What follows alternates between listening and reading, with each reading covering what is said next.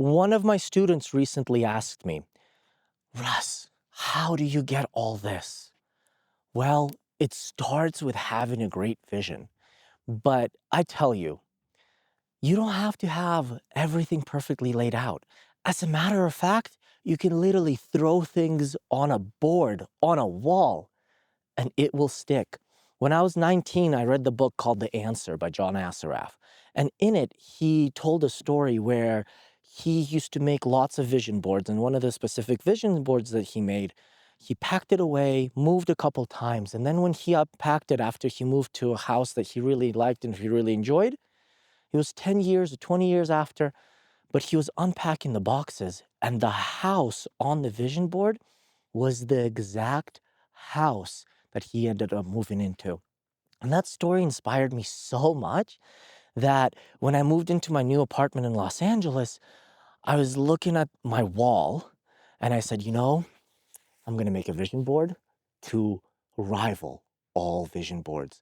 And what I did was I got big pieces of cardboard and I taped them all together until they were the size of my wall. And I had the master bedroom at that point, and it was literally about 10 feet tall and probably about 12 feet long. That was the back wall. And I spent about a week, maybe a week and a half, going through all of the magazines that I really enjoyed, everything from climbing to sailing to some house magazines, like Dwell and Architectural Digest, those types of things, to National Geographic. And I got piles and piles of magazines. Some I bought, some I asked friends for, some I asked my doctors if I could take it from their waiting rooms.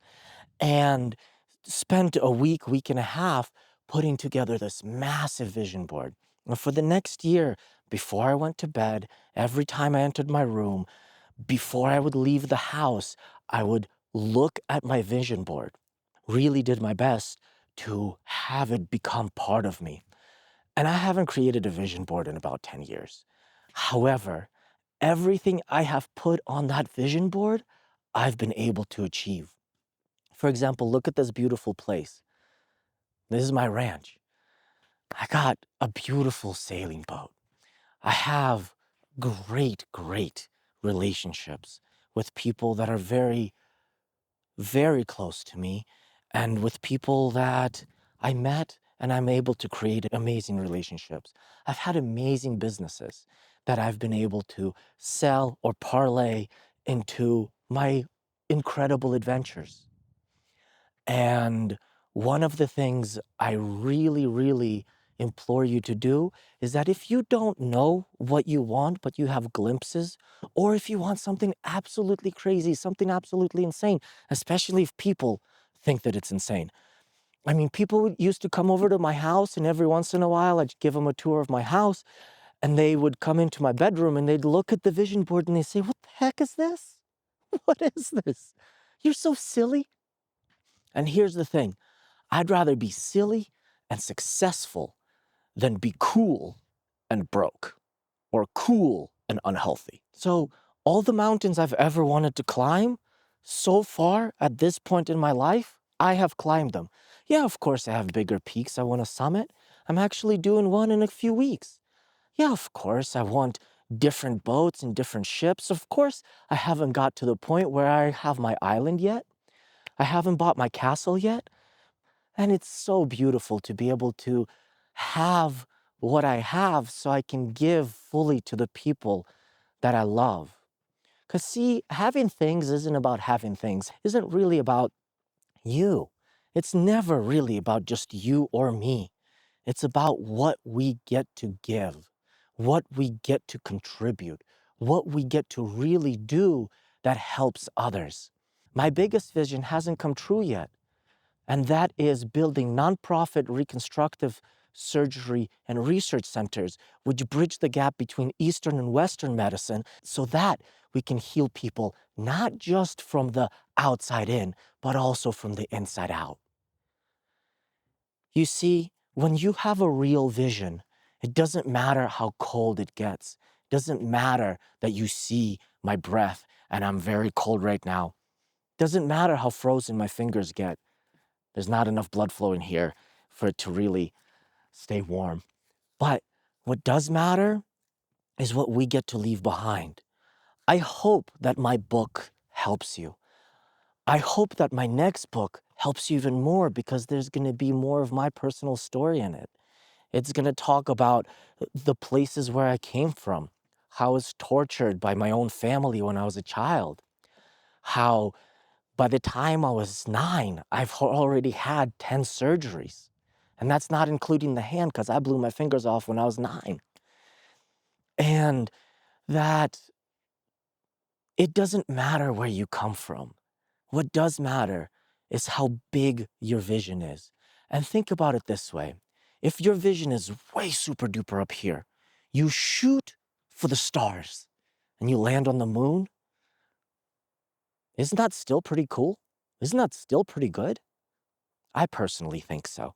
And I think so to such a degree that just by talking about this, I'm getting more and more inspired to build another vision board. It might not be as big as the one that I built when I was 19, but it's going to be powerful because now I have other techniques and structures and practices that I could add to it. For example, the power of visualization that I talk about in another video. You, of course, can visualize what you want. But what if not only do you visualize what you want, but you see it every single day, day in and day out? Well, what happens when we see something and we focus on something continuously, we are activating the reticular activation system, RAS, is specifically a subconscious energy system which starts working as soon as you have a vision and you make a plan. You don't even have to have a good plan because chances are, whatever you're planning, the plan is going to adjust as you go through life. But that vision is going to start bringing the right people, the right systems, the right tools, the amount of money you need, the things you need, whatever it is that you need to achieve your vision and make it incredible. That's what the reticular activation system is for. It's here to help you. See, human minds, we are all one. We are all connected. My mind is connected to my videographer's mind. His mind is connected to mine. Mine is connected to yours. Yours is connected to everybody else you have ever met, everybody else you will ever meet, and everybody that came before us and will come after us.